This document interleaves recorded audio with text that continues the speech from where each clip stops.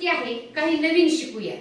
आपल्याला आपण आपल्या मुलांकडून छान अभ्यास घेता याचा आनंदच आहे, परंतु वेळ प्रसंगी आपत्कालीन जे काही नंबर आहे हे आपत्कालीन नंबर आपल्याला माहित असले पाहिजे। कारण संकट आपल्याला विचारून येत आहे नाहीये, आपल्याला अचानक काय परिस्थिती उद्भवल हे सांगू शकत नाही। समजा आपल्या घरात कोणी आजारी पडलं, अचानक आजारी पडलं तर आपण कोणाला बोलवणार? कोणाला बोलवणार? आपण पटकन घरामध्ये रुग्णवाहिका किंवा आपण घरामध्ये जे काही मोठे माणसं असतील आपल्या ज्यांचा आधार वाटतो त्यांना आपण पटकन उठवणार, आपल्या पतींना बोलणार, आपल्या सासूबाईंना, शेजाऱ्यांना, गल्लीतल्यांना फोन लावणार। पण जे जादुई नंबर आहेत ते आपल्याला माहित पाहिजे। मग आजारी पडल्यानंतर जर पटकन आपण कोणता नंबर फिरवला तर आपल्याला मदत मिळू शकेल? 112। म्हणजे तुम्हाला माहिती आहे तुमच्या मोबाईल मध्ये, आणि विशेष म्हणजे त्या नंबरसाठी नेटवर्कची गरज लागत नाही। छान। आता बघा, त्यानंतर बँकेमधून आता आपण पाहतो अनेक घटना अशा घडतात की आपल्याला कोणीतरी कॉल येतो, तो फेक कॉल असतो, तुम्हाला ओटीपी मागितला जातो। मग कधी कधी चुकून आपल्याला वाटतं नाही तर ते समोरून सांगितलं तर तुम्ही मला तुमचं असं सांगितलंय, ओळखीच्या माणसाने सांगितलंय, तुम्हाला फोन करायचा, तुमच्या पतीने सांगितलंय किंवा पाहुण्यांनी सांगितलंय, आणि मग मला मी तुमचं असं असं केलं, तुम्ही मला ओटीपी द्या किंवा लॉटरी लागली, म्हणजे असं फेक कॉल आणि 3 लाख रुपये तुमच्या नावी पडले तर ह्या ठिकाणी गल्लीत या। म्हणजे त्यांनी लगेच सूचना केली की आम्हाला असा असा फोन आला, ते म्हणजे चुकीचा फोन जाऊ। म्हणजे हे आपल्या लक्षात आलं पाहिजे की हे फेक कॉल आहेत।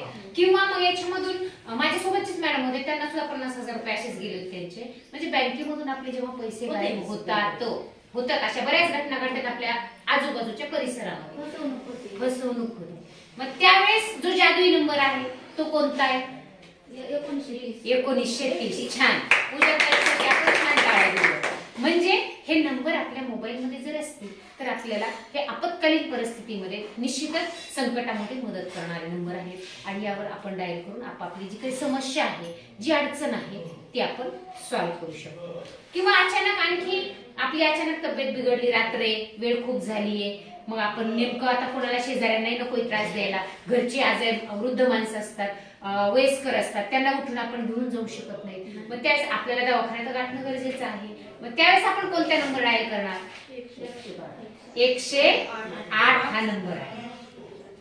112, 108 नंबर आहे की ज्यामुळे आपल्याला या आपत्कालीन या जादुई नंबरमुळे आपल्याला काय होतं की संकट आपलं टळू शकतं आणि आपल्याला मदत मिळते, आणि आपण आपलं आपत्कालीन व्यवस्थेमध्ये इतरांना त्रास न देता या नंबरवरती आपण मदत मागू शकतो।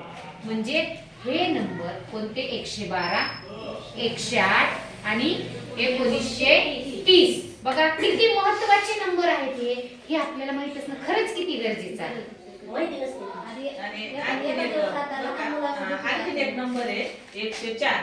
समजा आता तुम्ही शेतात तुम्हाला विंचू चावला नाही तर काही लागलं किंवा घरातही लागलं आणि आपल्याकडे काहीच साधन नाही, समजा आता मी म्हणजे तुम्ही गावात नसल्यामुळे आपल्याकडे औषध गोळ्या काहीच नाही, मग आपण तिथे काय करावं? नेमकं आपण 104 ला कॉल केला ना तर ते आयुष्यमानचं जे म्हणजे आयुर्वेदिकचं जे उपचार केंद्र किंवा कुठला असो त्यांना लगेच जातं, ते सल्ला देतात आपल्याला, आपली परिस्थिती अशी अशी आहे, आम्ही ह्या परिस्थितीमध्ये येतं आमचा असा आजार येत आम्ही किंवा आम्हाला असं झालंय अचानक, मग आम्ही काय करावं? त्यावेळेस तुम्हाला तिथं काहीतरी सल्ला देते, तुम्ही असं करा, पाणी नका देऊ, म्हणजे सगळं आपल्याला ती मदत जसं पाहिजे आपण तसं आपल्याला ते प्रोव्हाइड करतात।